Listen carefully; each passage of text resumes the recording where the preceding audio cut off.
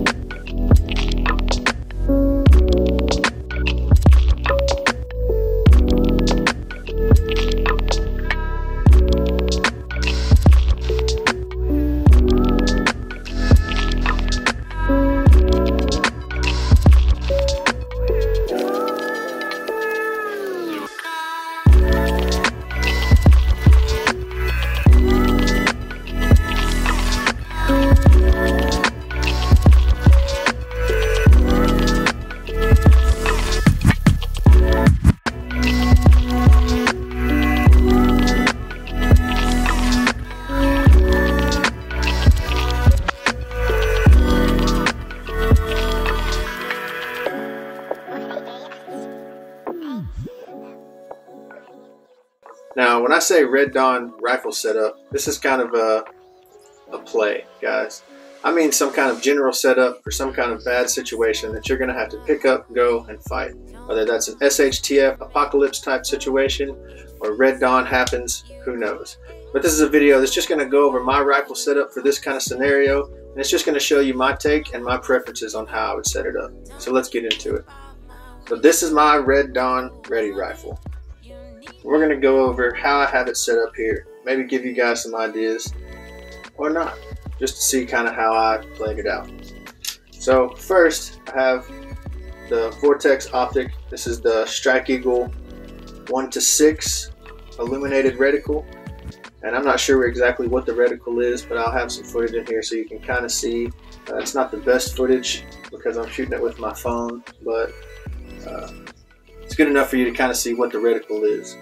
Now, this has been a super awesome scope. It's super quick if you have it down to 1 power. It's just like running a red dot. I will say that it's quite a bit heavier than a red dot, and that's something that you need to think about when you're choosing an optic for a rifle like this. If this is going to be a rifle that you're going to use in a bad situation, think about your realistic engagement distances and maybe what kind of optic you would like to have in that situation. Also consider things like battery life and clarity, as well as ruggedness and reliability.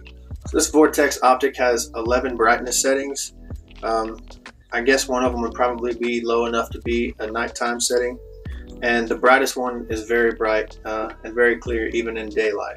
However, this optic does have an etched reticle, so even with the batteries dead or power off, you can still see the reticle in the scope as long as there's light. Now, when it comes to backup sights, I went with the MBus Pros, and these are fairly expensive, but they're very good and they're very rugged and reliable little backup sights. I recommend always having backup sights on your rifle in case for whatever reason your optic goes down or breaks, or if you have a red dot, maybe you have a battery go out, then you'll have some kind of aiming device on your rifle to make sure that you stay in the fight. So these sights don't have any type of like pop-up button or anything. You have to kind of manually pop them up, and then they lock pretty tight into place. And then again, it's just pushing them back over, but it's a very positive click in and out, and they're very tight on there. So I definitely recommend MBus Pro sights, or at least get some kind of quality iron sights. I would try to steer away from the plastic ones. I know that the MBus sights, the polymer ones, are fairly good, but I have seen them break a few times, so just go ahead and get the Pros. Now for the charging handle on this rifle, I went with the Strike Industries charging handle. It's not ambidextrous, but I'm not left-handed. So it has a nice big latch on the side for you to hook your finger onto nice and easily and pull back, and it's a great little charging handle.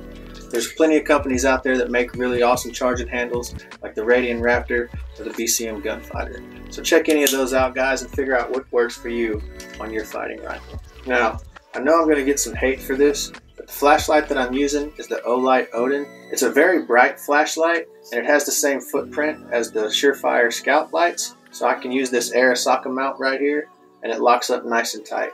This light has been a very good light for me. I know that some folks have problems with these lights, or they do flickering or whatever it is. I haven't seen those issues yet out of this one. If I do, then I'll definitely upgrade it. Until then, I'm going to stick with this Olight. Now, the Olight comes with a pressure pad and a magnetic clip, but throughout my training, I find that I keep hitting my pad and having negligent discharges of white light. That's not something that I want to do. This is a light that I don't use very often unless it's of course dark. So I took the pressure pad off and I just kind of come across the top. I don't know if you guys can see, and press it with my thumb there, and that seems to work just fine for me. So the muzzle device that I decided to go with is the Yankee Hill Machine full-size flash hider, and this receives a Yankee Hill quick detach mount for suppressors, and it's also a great flash hider. Just find something that works for you guys. I'd recommend getting something that deters flash as much as possible and go with that. The A2s seem to work just fine, so if that's what you got on your rifle, stick with it. Now, I get a lot of questions on why I have two QD mounts. There's one in my rail here, and now I put one at the end here. And that's just simply for when I'm carrying this rifle on my back, I can switch my QD mount from here to here, and it secures my rifle to me a little bit better than just having it at this low point. But I like to use it with the sling mount closer to the receiver while I'm actually running the gun, because it's easier to maneuver and it stays out of the way of my hand. So I think that one of the most important additions to a gun is a good quality stock.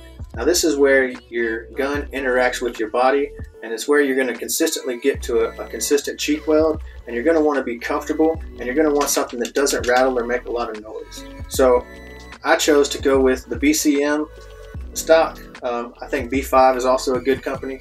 Magpul is also a good company. Just make sure you're getting one of their higher end kind of stocks so it doesn't rattle like they do. Now the bolt in this gun is a WMD black nitride bolt, and this bolt has been phenomenal for the lifetime that I've had it. I've had zero malfunctions out of this rifle, and I think that has a lot to do with the quality of this WMD bolt here.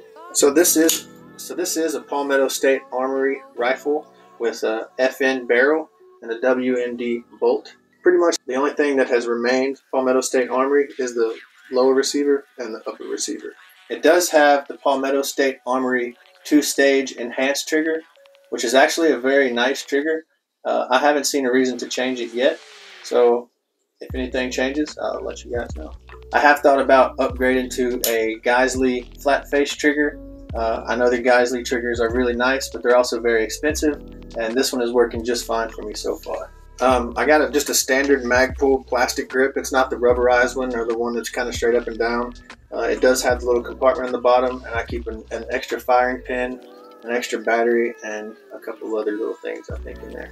So on the fore end, I'm using these Magpul heat shields here. Now you can see that my gas block is right here where my hand sits. So I am using these Magpul plastic heat shields, and they seem to be working out very well. Now when it comes to slings, I know you guys are sling snobs out there. I know you like to have your Blue Force tactical slings or whatever it is, and I think that that's great.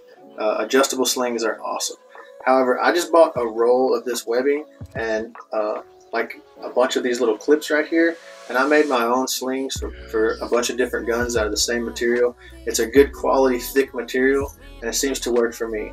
If I need my gun to be a little bit tighter if I'm carrying it, I just move it from my first QD point to the QD point that's closer to the end of my barrel. So I get a lot of comments and questions about the paint job of this gun.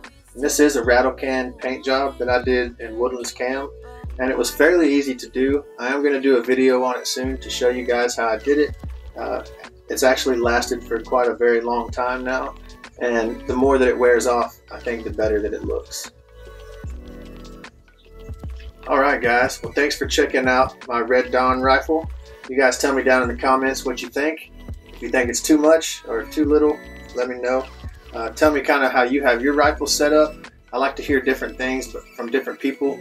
I'm always trying to learn and change things to become better. So leave me a comment down below. Let me know what you think about my rifle and how you have yours set up. Guys, if you want to support our channel, there's multiple different ways. In the links down below, we'll have our Patreon link, our PayPal link if you want to donate to help us to get better equipment and stuff is what we're trying to do right now.